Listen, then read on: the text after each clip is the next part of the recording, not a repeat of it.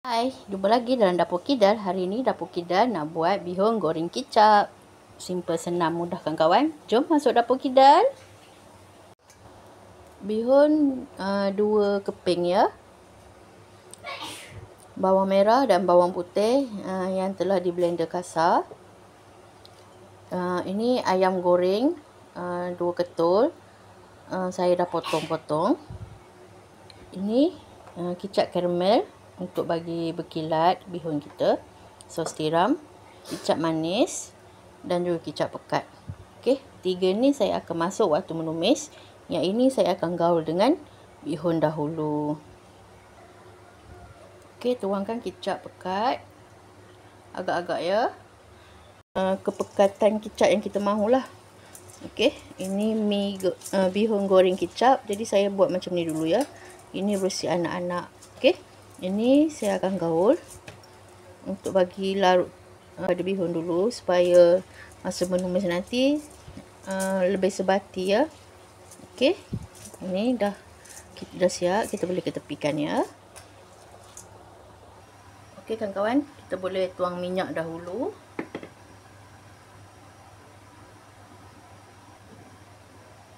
Minyak dahulu untuk menumis.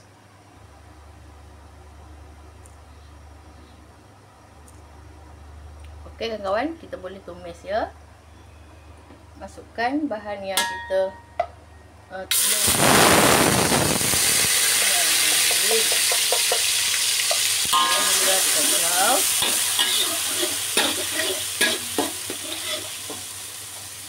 Okey, bawang dah garing, kita boleh masukkan bihun ya. Bihun ni bihun kicap. Ini untuk anak-anak sesuai ya. Nanti kita akan tambah air. Sebab bagi bihun ni lembut ya. Okey, kacau dulu. Ni bihun kicap ya. Simple, tenang ya untuk anak-anak sarapan pagi. Okey, masukkan air. Okey, air ni agak-agak bihun lah. Kita tak boleh bubur air banyak sangat sebabnya nanti takut lembek.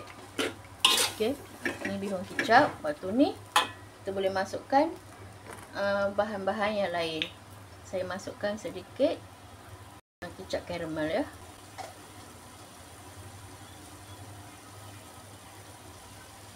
Sos tiram sedikit sahaja dan kicap pekat ya. Ni nak bagi rasa manis sedikit. Okey, kawan, kita akan masukkan perasa. Perasa dia simple-simple je kawan-kawan. Ni bihun ni bagi lembut dahulu ya. Okey kawan-kawan. Masukkan perencah ikan bilis ya, sebab bagi ada rasa ikan sedikit lah. Okey, saya bubur 2 sudu kecil sahaja. Dan juga cukup rasa 2 sudu. Cukup rasa 2 sudu ya. Okey kawan-kawan, ini bihun kicap kita dah mula lembut ya. Okey, baru masukkan ayam. Ayam ni saya dah potong kecil-kecil ya. Okey.